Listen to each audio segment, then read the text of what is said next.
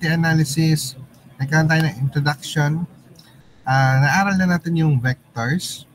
Then yung vectors, alamin natin ngayon paano natin siya gagamitin para makapag-velocity analysis tayo. So if we will analyze a mechanism, saan ba natin ilalagay yung mga vectors natin? Pwede siya sa 2 or more points on the same body, points on 2 or more bodies, may pin joints, points on bodies in rolling contact, points on bodies on sliding contact. So yun yung ating mga naaralan ng velocity analysis. Then, meron tayong 4 na method sa velocity analysis, which is the resolution and composition, instantaneous axis of velocity, centro method, relative velocity, or velocity polygon method. Ang target natin today is madiscuss itong unang dalawa, which is the resolution and composition method and the instantaneous axis of velocity method. Then we go to centro method, and then tomorrow, then relative velocity on next Saturday para makapag-acceleration analysis naman tayo. So again, this is the velocity analysis methods. Then we have scales. Pinaliwanag ko sa inyo yung scales. We have 3, which is the space scale, velocity scale, and the acceleration scale. So sa space scale, ito yung gagamitin natin na reference kapag nagdo-drawing tayo kung gaano kalaki o kung gaano kaliit yung ating drawing with reference dun sa actual na machine o mechanism. Pwede nating i-drawing yung machine o mechanism ng actual size. Pwede natin siyang i-drawing ng mas maliit kaysa sa actual o mas malaki kaysa sa actual. So yun yung space scale na tinatawag. Then we have velocity scale. Ito na yung representation natin sa vectors. Kung gaano kahaba yung vector, ano yung nire-represent niya na velocity? Ilang meters per second or ilang feet per second. So depende kung ano yung nire-represent niya. Then we have acceleration scale. Ganun din. It's talking about vectors. Kung yung vector gagamitin natin na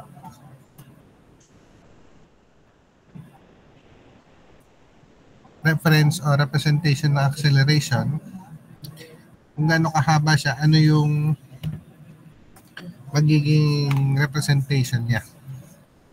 So ano yung meters per second square niya or feet per second squared, kung ano man. Anyway, then paano ba natin siya ginagawa? If we have a space diagram like this one, may point tayo dito, like this, the Q. Ito yung pivot natin o yung joint na reference ng ating mga velocity. So we have, like this one, we have 3 points A, B, C. And kung lalagyan natin siya ng velocity, we can represent it using a vector like this one, velocity A, velocity B, and velocity C. Ayan yung ating mga vectors. Then ngayon, ang gagawin natin is paano ba yung actual na velocity analysis gamit yung resolution and composition method.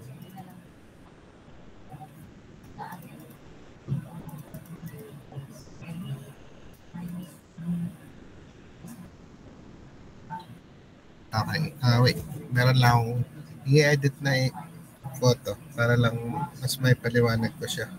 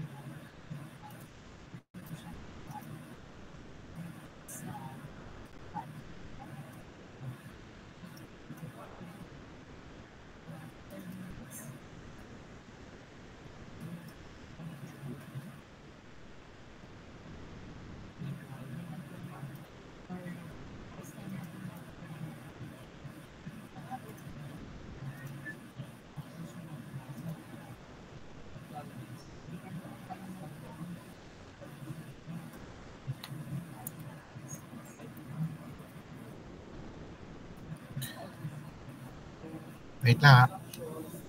Nakalimutan lang ako.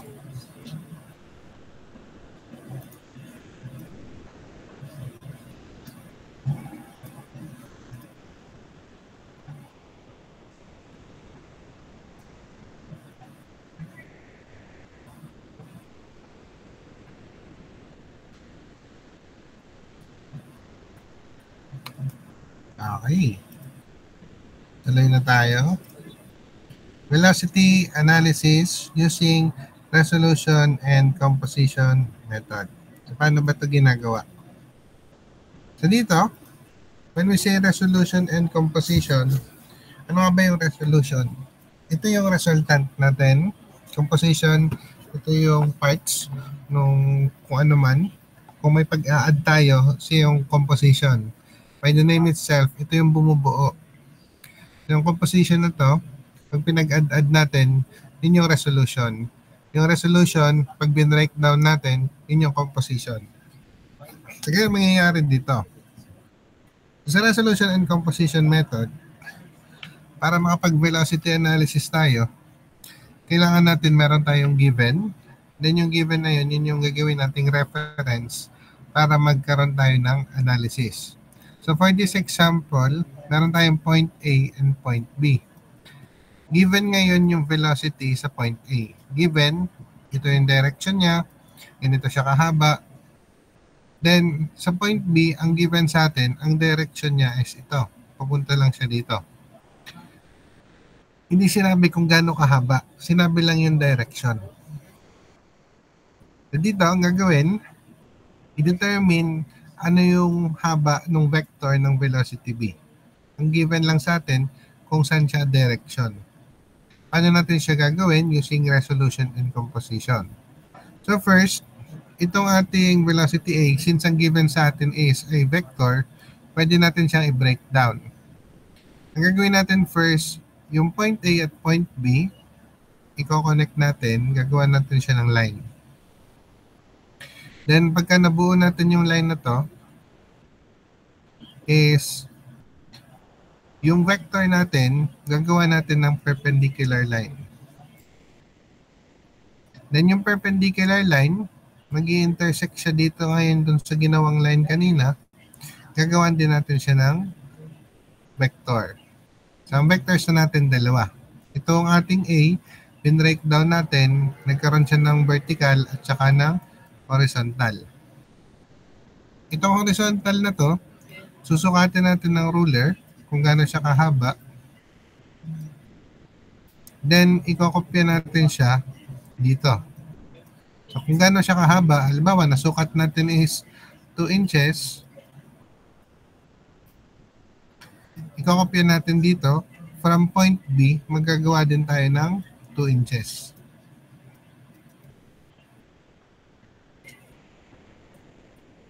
Then, kung saan nag-intersect yun dun sa ating line, gagawan din natin siya ng straight line. Kasi ito may horizontal line na tayo, then meron tayong vertical line din. Then yung vertical line na yon, mag-i-intersect siya dun sa direction ng B. Yung intersection na, ito na ngayon yung dulo ng ating vector. Meron na tayo ngayong velocity B. Ayun yung isang way kung paano natin siya i-analyze. Ngayon, para mas ma-appreciate natin, i-demo ko siya sa inyo na what if blanco yung papel natin. So, gagawin ko siya. Wait, lilipat lang ako dito sa tablet.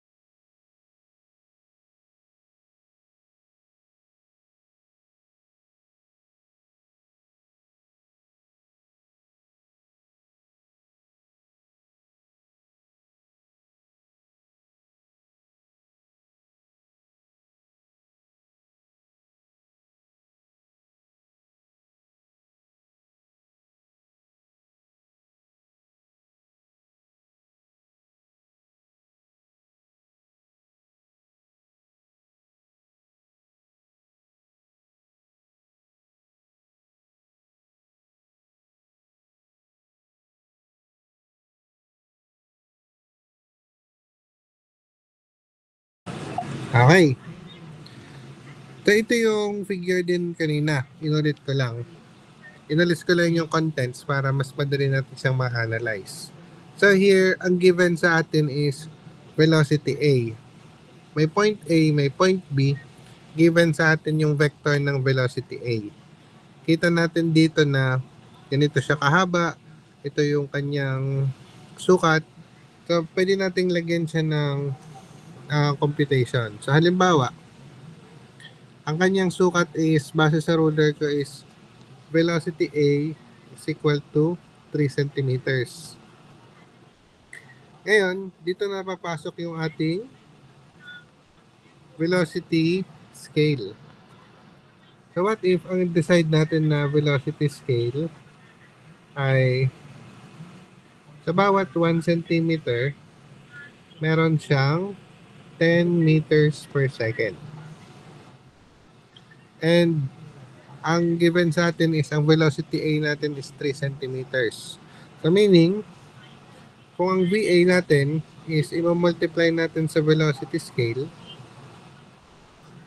magiging 3 centimeters times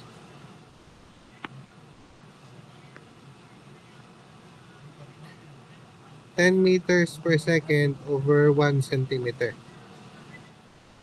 Makakancel out yung centimeter na unit, then magiging 30 meters per second.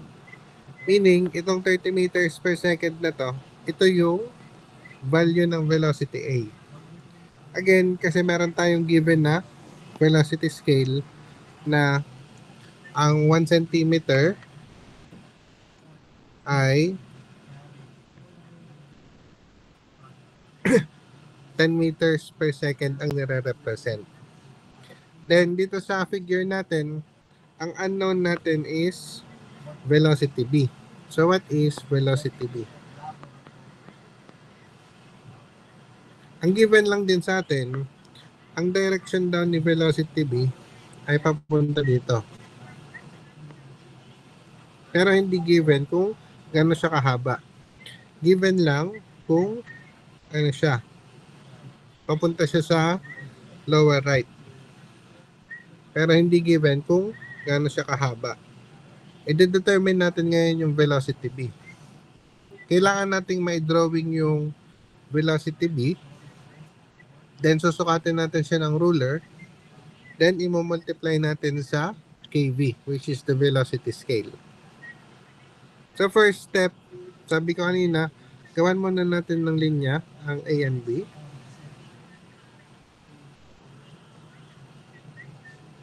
Pagdugtungin muna natin siya. Then, itong velocity A, gagawa natin siya ng perpendicular line.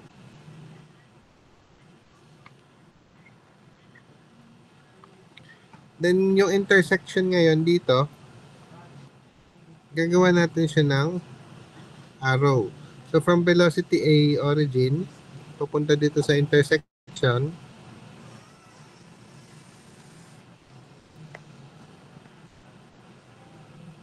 Hindi ba siya pwede rotate? Yun, pwede.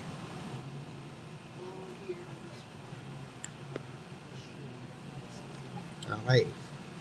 So, ito na yung, kaya ang tawag sa kanya yung resolution and composition. Kasi yung VA natin, ito yung ating resolution. Bin-breakdown natin, nagkaroon tayo ng composition.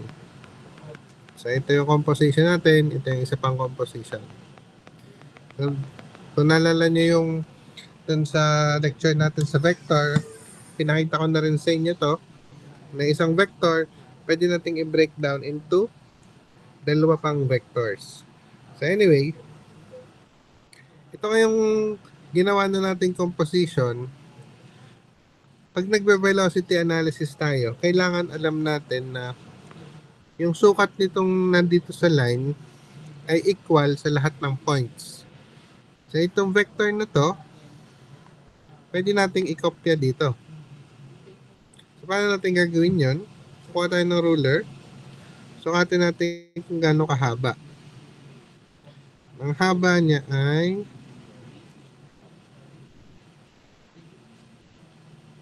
Sa centimeters, I think nasa 2.8. So dito sa B, magdodrawing din tayo ng vector na 2.8.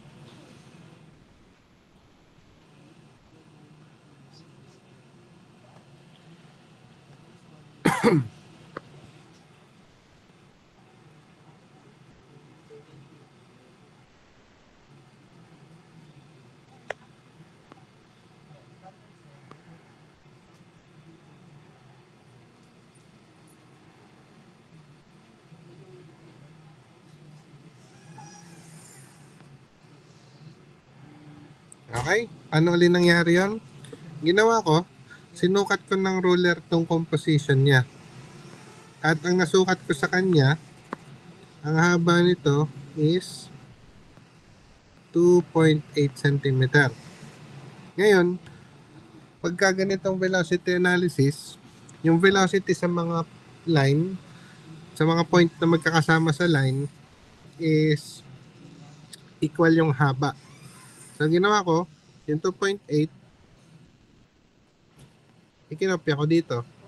Kasi nga, pag magkakasama sa line yung mga points, magkapareho sila ng sukat ng composition. 2.8 din. Then, gagawa tayo ng vertical line mula sa dulo nitong arrowhead ng vector na to.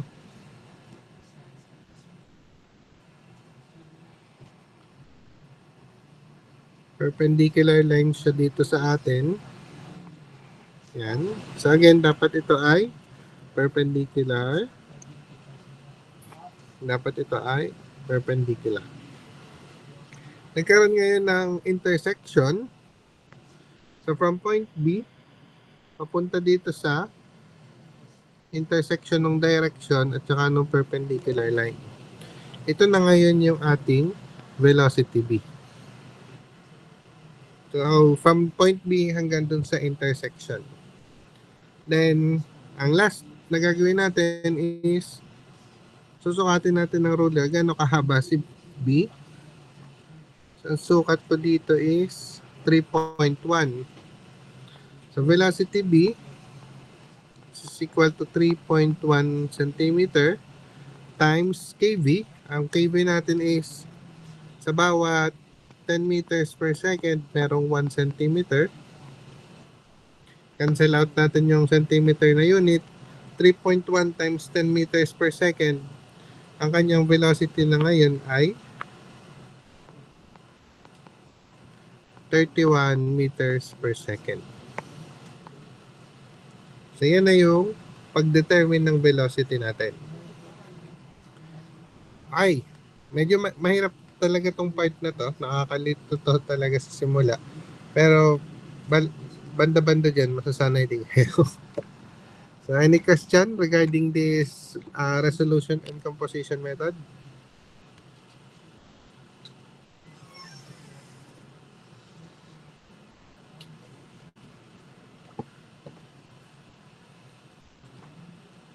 Okay, magsasample ulit tayo para ma-practice tayo.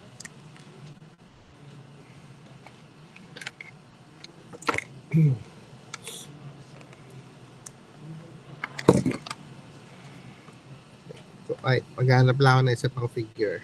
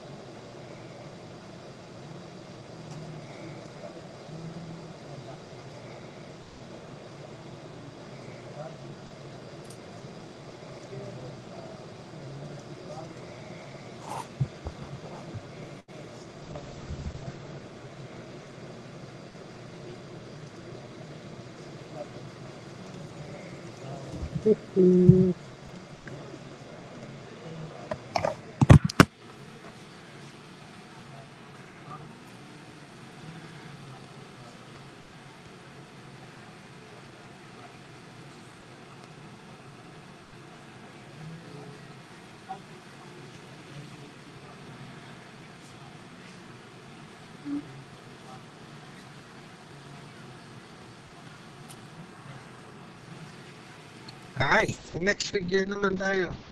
What if meron tayo ito, space diagram natin, then kailangan natin i-velocity analysis uli siya given points A, B, and C. So, sa point A, B, and C na to, ang given lang sa atin is velocity A. So, magbigay tayong number. So, halimbawa, gusto natin is sulat ko lang dito sa tabi. What if ito tayo gumana? Yun. What if velocity A is equal to 25 feet per second? Then, ito yung given sa atin. Ito yung velocity, 25 feet per second. Then, gusto natin malaman kung ano yung velocity sa C tsaka velocity sa B. So, paano natin siya i-determine? Kailangan may drawing natin yung vector ng velocity A. Para malaman natin yung drawing ng vector, kasi ang given lang sa atin is yung kanyang value ng velocity, kailangan magkaroon tayo ng scale o yung velocity scale natin. So, paano natin gagawin yung scale? Yung scale, nasa nagdo-drawing na yon. Siya na ang bahala kung gaano kahaba ang gusto niya.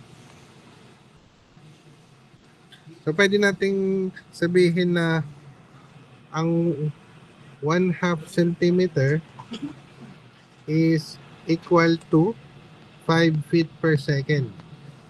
Pwedeng ganyan. Depende lagi yun doon sa magdo-drawing o doon sa magde-design. So, kung ganyan yung ating velocity scale, gaano kahaba yung ating velocity A? So, i-multiply lang natin siya. Velocity A is equal to 25 feet per second times 1/2 centimeter over 5 feet per second.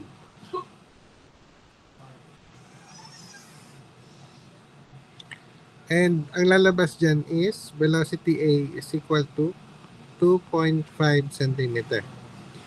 Meaning, yung vector ng velocity A is 2.5 centimeters yung haba. Paano natin siya represent? From point A, kunyari given na direction niya is this one. Then maglagay lang tayo ng diagonal ng ating velocity. So from point A, 2.5 centimeters. Then lagyan natin ng arrowhead. So, ito na yung tinatawag natin na 2.5 centimeter. Talagyan ko ng label, velocity A. Then, si velocity B, hindi given yung kanyang velocity, pero given na ang direction niya is somewhere around here. What if ang direction ng ating velocity B ay ganitong pababa? So, determine natin ngayon ano yung velocity A, ano yung velocity B, at saka ano yung velocity C.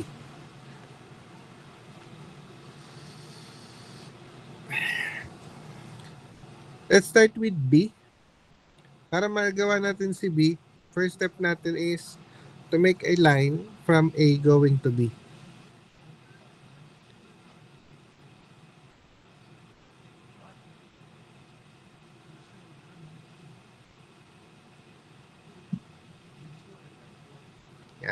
Gawan lang natin siya ng mahabang line. Okay. Pag may line na yung A at B, itong velocity A, gagawa natin ngayon siya ng compositions. Kasi itong ating velocity A, ito ay resolution. Gagawa natin siya ngayon ng compositions. Gagawa tayo ng perpendicular line dito sa ating ginawang line. Natatama dun sa dulo ng ating vector. Then, from velocity A, from point A, gagawan din natin siya ng vector hanggang doon sa intersection.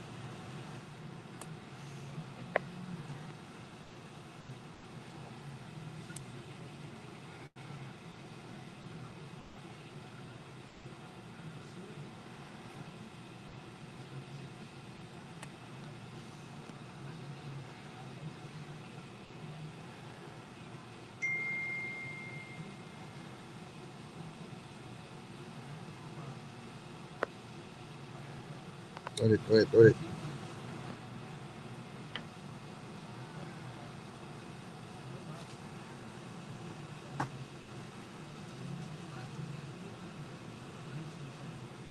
Okay. Then, ito na ngayon yung ating compositions.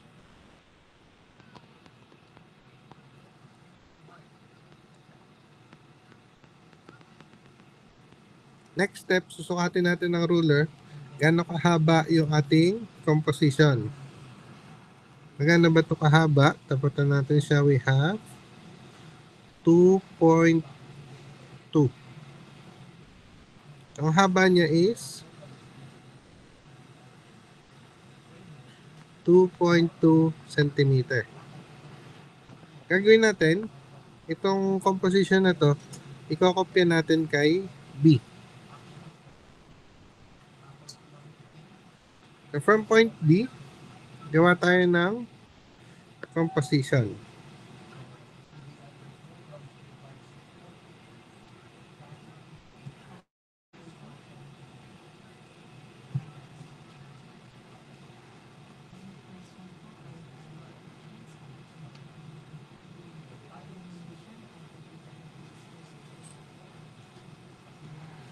Okay. So ito na yung ating 2.2. Adjust ko lang ng konti.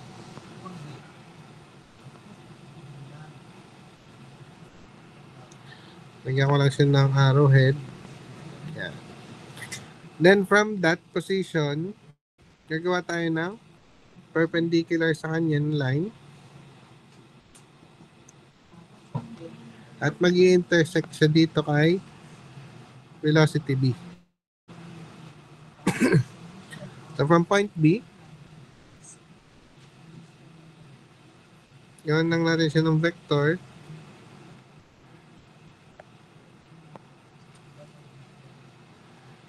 Yan. Ito na ngayon ang ating velocity B. So again, ito na yung ating resolution. Ito yung ating compositions.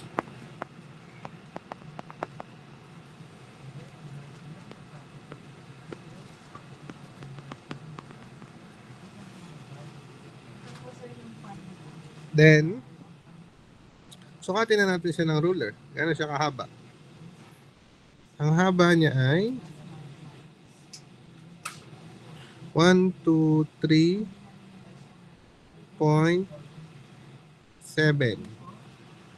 So velocity B is equal to 3.7 centimeters.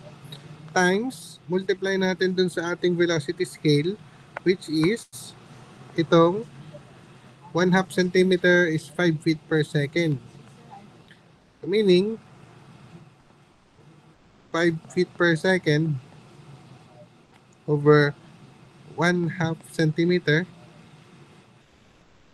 Cancel natin yung units. Maka-cancel tong ating centimeter. Mental math.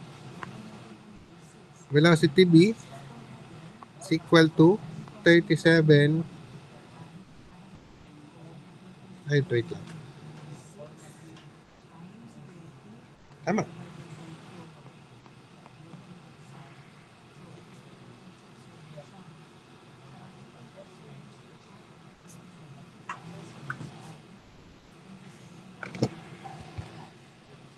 Ito na ngayon yung ating velocity v.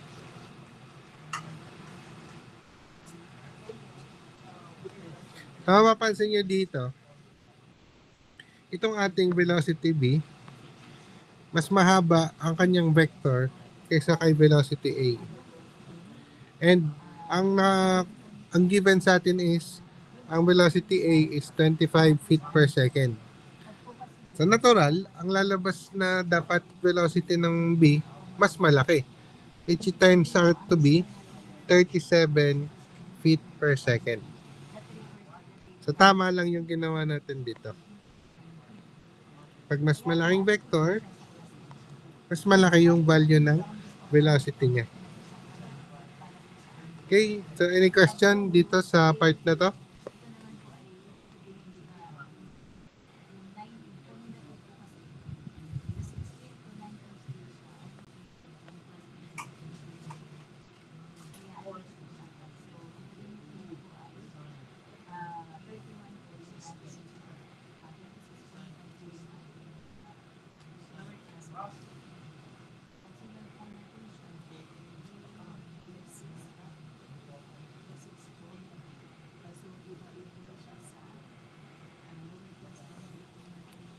Okay, kung wala ng question, punta na tayo ngayon sa velocity c. Paano natin i-compute si velocity c? So dito kay c, walang given na direction. Kasi itong kay b, given yung direction. Sinundan lang natin. Pag walang given na direction, kailangan natin ng dalawang reference point. So which, in this case, gagamitin natin si point A tsaka si point B para ma-determine natin si velocity c. So first, dito mo tayo kay point A. So just like kanina, point A, i-connect natin kay C. Gawa natin siya ng line. Then, magkakaroon tayo ngayon ng bagong composition. Kasi kanina, yung ating composition na ginamit is for point B. Ay ito, sino yung gagamitin natin? So magkakaroon na tayo ng bagong perpendicular line. So gagawa tayo ng line dito na perpendicular, patatamahin natin sa arrowhead nung vector ng velocity A.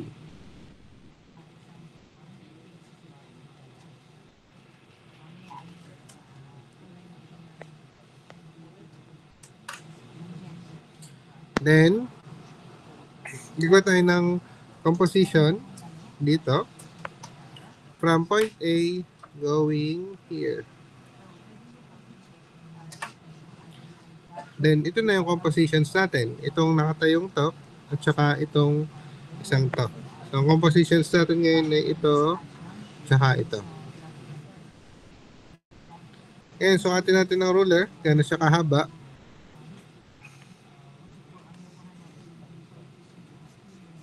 Ito ngayon ay 1.1. Sabihin natin 1.1. 1.15. So from point C, gagawa tayo ng 1.15.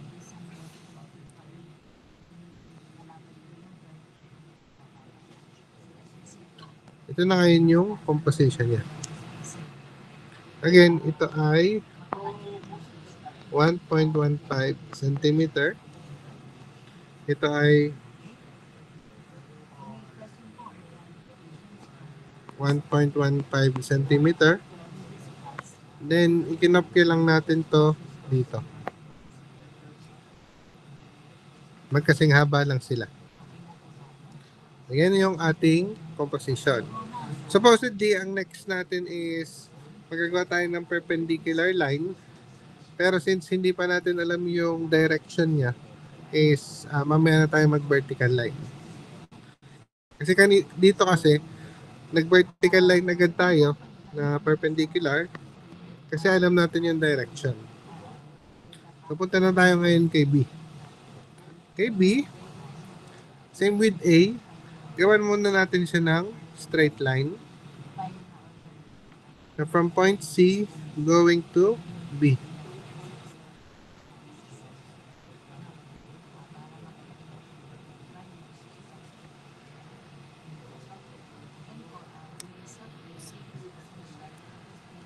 Then, pagka nagawa na natin yon, gagawan din natin to ng composition. So, itong vector ng B, patatamaan natin dito sa straight line.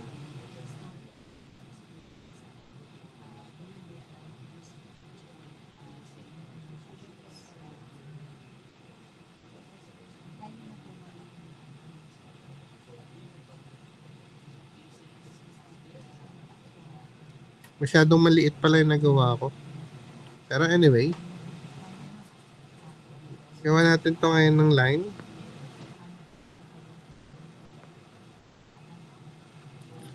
So, yun yung intersection niya. Then, dito sa part na to,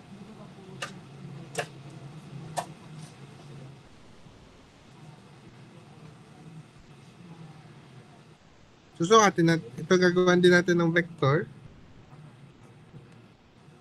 Sukatin natin to ngayon, ganito kahaba. Gamit itong ating ruler.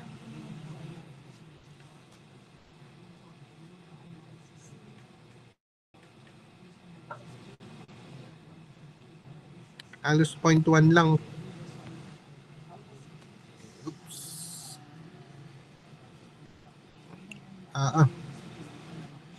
Napipindot. Yan. So, 0.1 centimeter. So, dito, gagawa din tayo ng 0.1. Pababa din.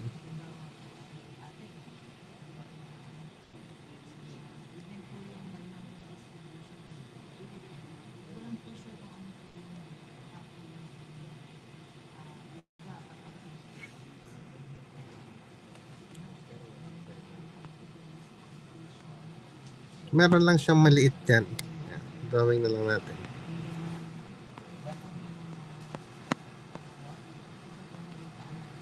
Ngayon, kita natin ngayon na ang ating dalawang composition, itong compositions na ito, pareho siyang pababa. Yung isa papuntang lower left, yung isa papuntang lower right. Ibig sabihin lang nun, yung perpendicular lines natin, gagawin natin siya na pababa din. So, paganto siya. Hindi siya papunta dito sa taas, itong paganto. So, hindi ito, mali ito. Kasi yung dalawang composition, pababa siya. Then, dun sa composition na isa,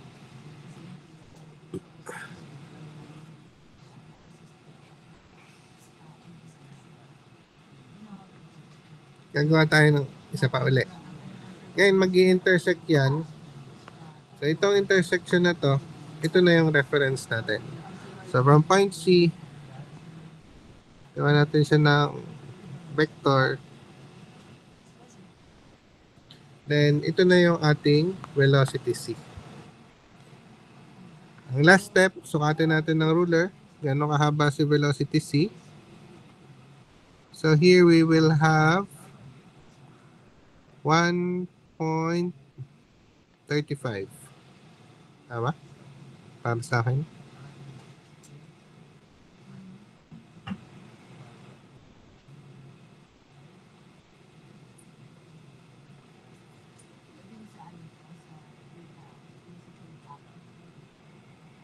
Okay. So, velocity C turns out is equal to 1.35 centimeter. Multiply natin sa velocity scale, which is 1/2 centimeter is equal to 5 feet per second. Then, Pagka sinimplify natin siya, may sagot is velocity c is equal to 13.5 feet per second. Cancel tong centimeter. Yan. Ito ngayon ang ating velocity c.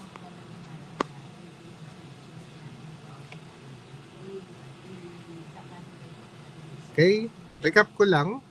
Ulitin lang natin. Ang problem is to determine velocity b and velocity c. We have to determine velocity b and c with reference to velocity a. And ang velocity a natin is nandito siya, given. Ang given sa atin ay 25 feet per second siya. Para ma-drawing natin yung vector niya, kailangan natin ng velocity scale, yung kV. Yung kV, nag-decide ako na ang gamitin ko is sa bawat 1/2 centimeter sa ruler, 5 feet per second yung nare-represent niya.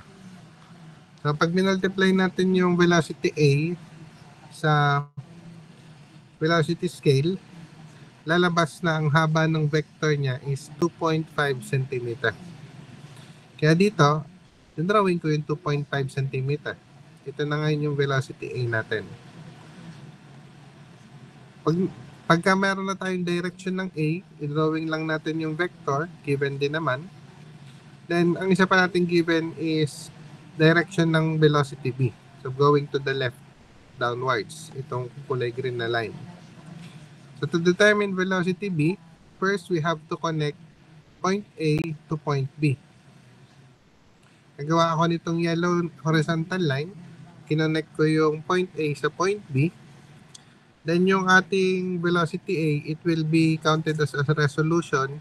Ginawan ko ngayon siya ng compositions. Itong compositions na ito, pagka nagawa ko yung composition na along the line, susukatin ko siya ng ruler and it turns out it is 2.2 centimeters. Itong 2.2 na to, igagaya ko kay point B. Pag naigaya ko na kay point B, gagawa ko siya ng perpendicular line. Ito na yung magiging compositions niya. Mag-i-intersect siya ngayon dun sa direction ng B.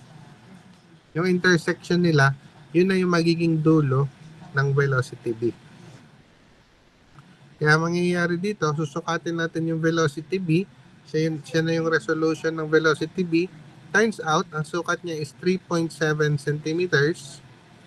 And if we multiply it to the velocity scale, magiging 37 feet per second yung velocity ng ating point B. Now we go to C. Sa C, walang given na direction. So gagamitin natin yung point A at point B as references. Starting with A, gawan ko ulit siya ng line. From point A going to point C, gawan ko siya ng line, tugtong ko sila. Then yung velocity vector ng ating A, gagawa natin ng bagong compositions. Yung compositions niya ngayon, yung along the line, it turns out it is 1.15 cm. Ikakopy ko siya dito kay point C. Then, since walang given direction, punta muna na ako kay point B as reference. So, si B and C, i-connect ko muna siya. Itong yellow line na uling ito. Pag na-connect ko na siya, gagawa na natin siya ng bagong compositions din. So, dito, yung velocity ng point B, which is VB, ginawan ko siya ng bagong compositions. And yung along the line niya na 0.1 cm, ikinopya ko dito sa point C. Then yung point C, dalawa na yung kanyang composition, pareho kung nakita natin parehong pababa, kaya yung perpendicular lines niya is pababa din. Ngayon yung perpendicular lines niya mag-i-intersect. Nag-intersect siya ngayon. Yung intersection point niya ngayon, gagawa natin ng vector from point C hanggang doon sa intersection. Yun na yung ating velocity C. Then sinukat natin ng ruler, ang haba ng velocity c is 1.35 centimeters. Multiply natin sa velocity scale, which is 5 feet per second per 1 half centimeter. Cancel centimeter. Matitira sa atin is 13.5 feet per second. Ganyan ang pag-velocity analysis using a space diagram using points A, B, and C. So, given yung ating A.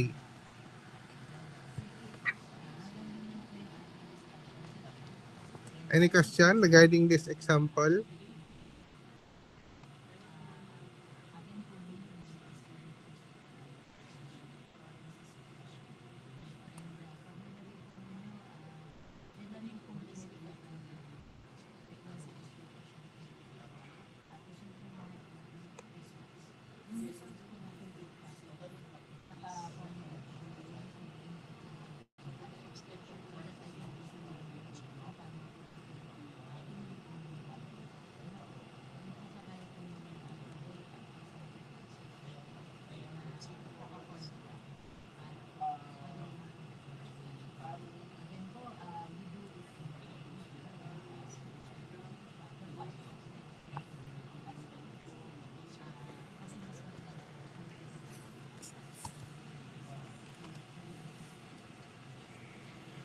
Okay, kung walang question, punta tayo sa next example.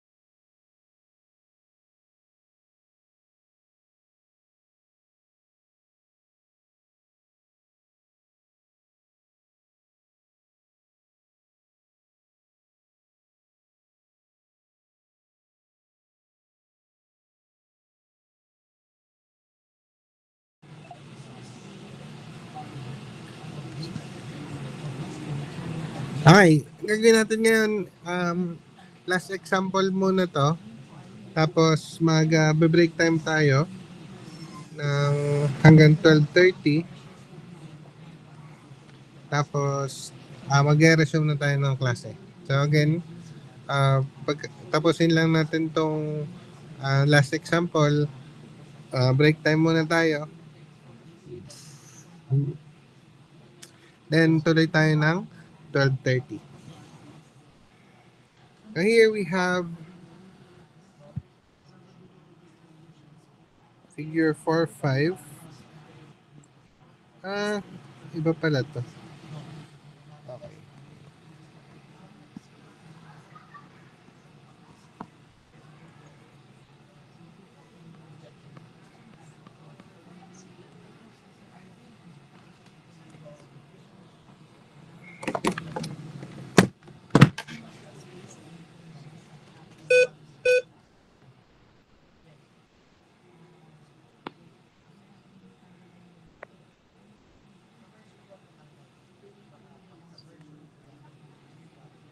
Okay.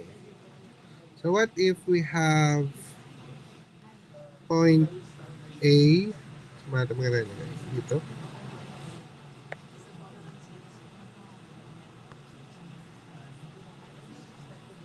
Tayo ba?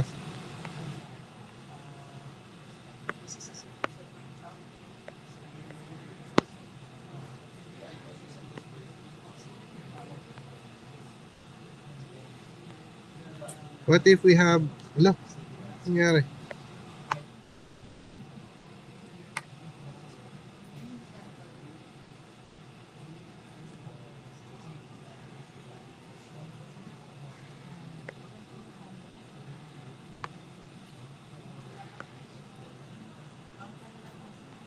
So what if we have point A here?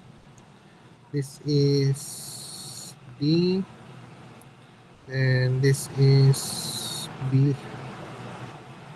Then this is C. Gawa ko lang siya ng line.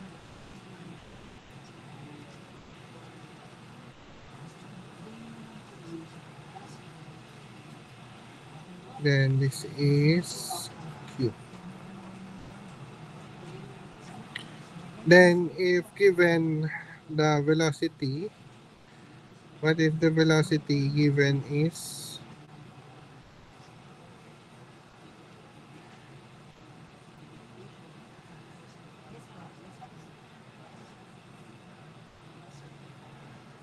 we have velocity A. Tayo gumana ng ballpen. If we have velocity A is equal to 10, gawin natin mataas na konti.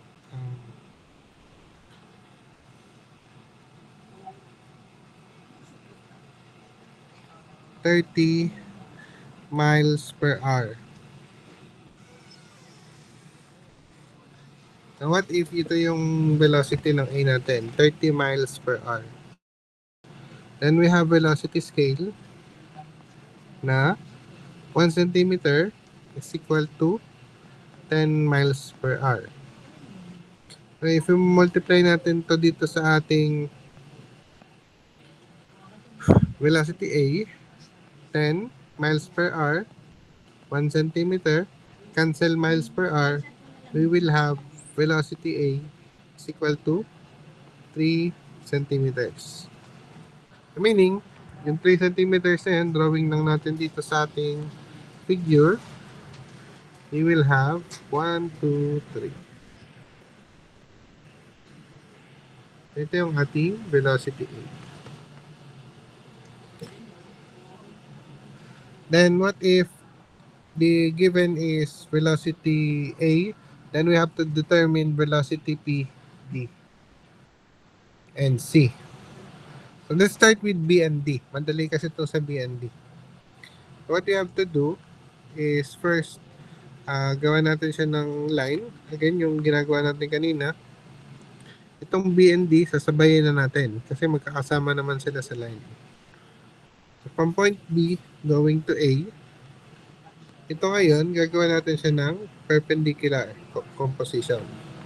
Our composition A, this will be our resolution.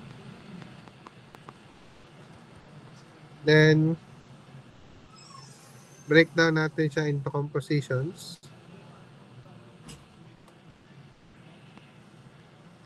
Ito na yung ating compositions. Morning. Then from velocity, from point A going to the intersection, gawin natin siya ng vector. Then sukatin natin gaano kahaba itong composition na to. So this composition is 1.9 centimeter. So this one is 1.9 centimeter. Ikakapin natin siya ngayon kay point D tsaka kay point B. Paano natin siya kopyahin? Gawan lang natin siya ng ruler uli.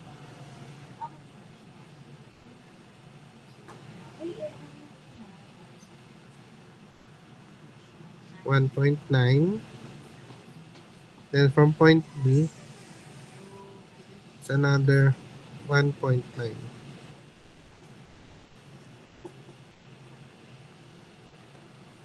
Ayan, kinopya lang natin yan. So pare-pareho yan na 1.9 cm. Ngayon, since ang direction niya is pataas, itong velocity A, nangyayari, given ang kinaiba dito sa figure na to, given na meron silang pivot sa point Q. So instrumental yan. Meron niyang bearing.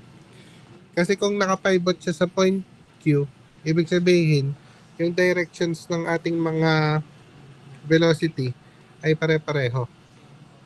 Meaning, yung perpendicular composition niya is pataas.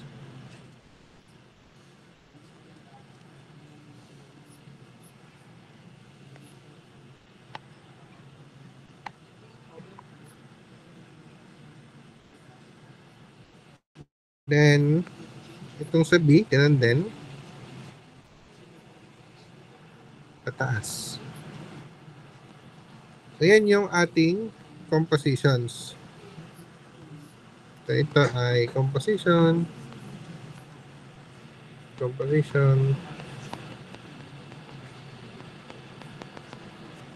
Then, we have composition. We have composition. Then, paano natin ma-determine ngayon si velocity B at si D? Gagawin lang natin dyan. Malaking bagay kasi may pivot.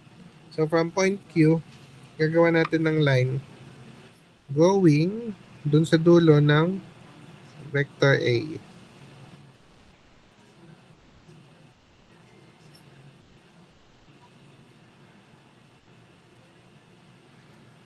Gawa natin na siya ng line. Then yung intersection dito, yun na ngayon yung ating dulo ng vector. So from point D, ito-trace lang natin siya.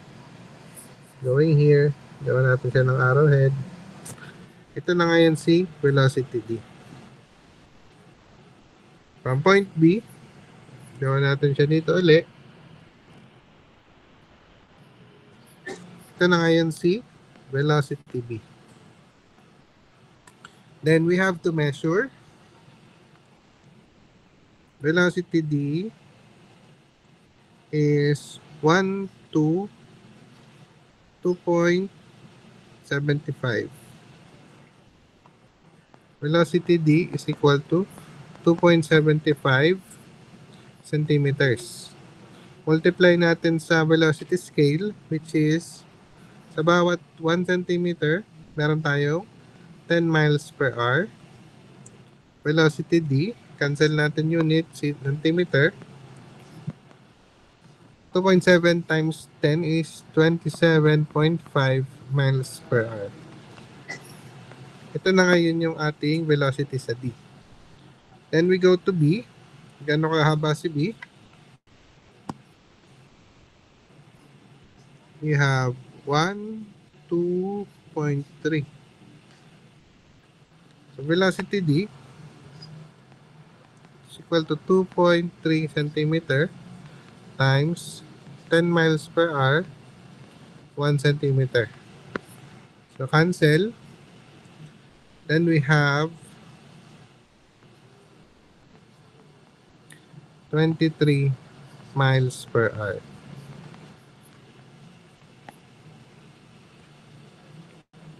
Na-determine na natin ngayon si velocity A tsaka si B at si D.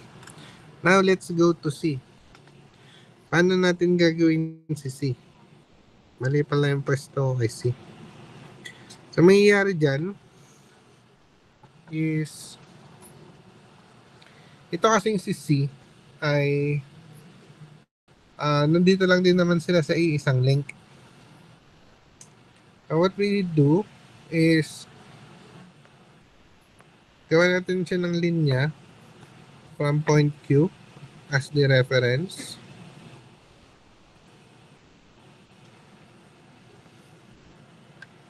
Then, itong si C, since meron siyang pivot, meron tayong revolute joint, ang tendency ng mechanism natin is paikot yung movement niya. Meaning, yung point C, nagta-travel din yan. So, parang siyang circle na gumagalaw lang din. So, meron lang din siyang arc na sinusundan.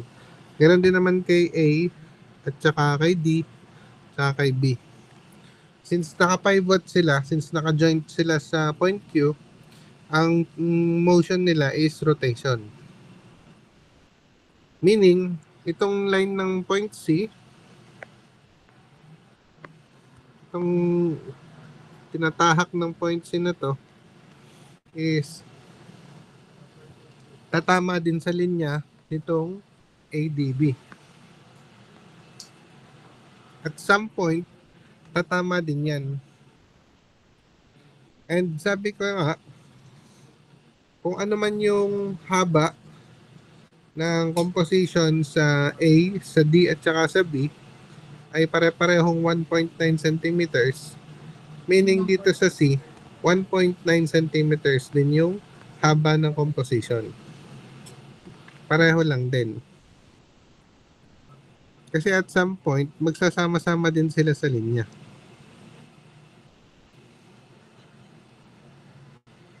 So, ang 1.9 is here. Ikinopya lang natin siya din dito. Then, from that, since again, pataas lahat ng direction, meron tayong composition dito. From point C going here, this is the 1.9 centimeter. Meron siyang perpendicular na composition.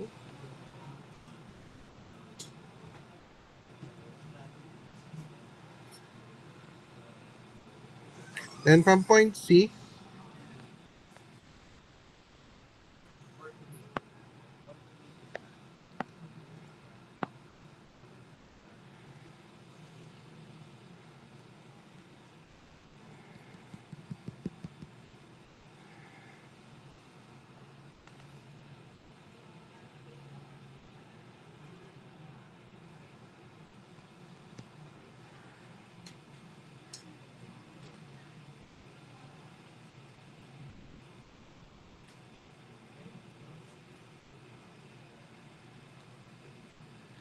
ang gagawin natin dito is, kunyari nga siya ay nandito sa point C, kunyari magkasama din sila.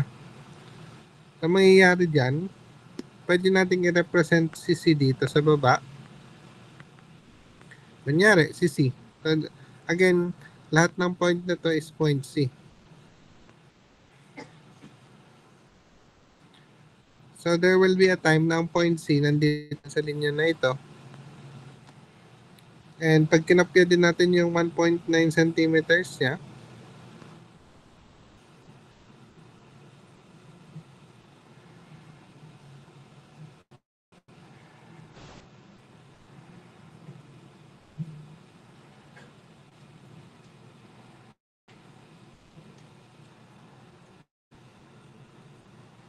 yan, nandito siya.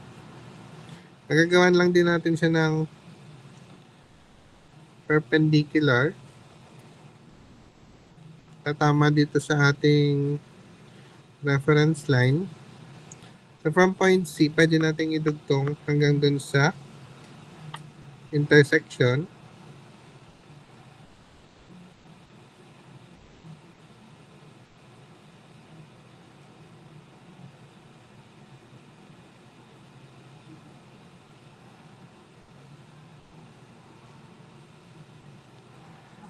Tapos yung intersection, lagyan natin ng arrowhead. Ito ngayon ang pwede nating susukatin para sa velocity C.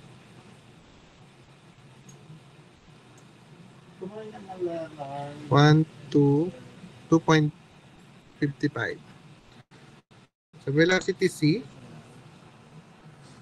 is equal to 2.55 centimeters. Multiply natin sa velocity scale, which is 10 miles per hour over 1 centimeter. Cancel lang natin ito. Centimeter. Then we will have velocity C as 25.5 miles per hour.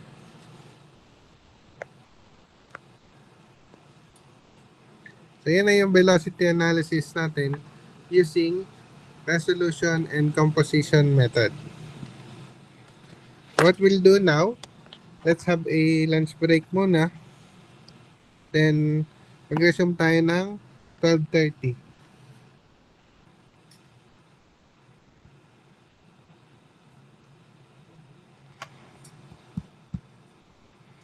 Pahinga muna din ako.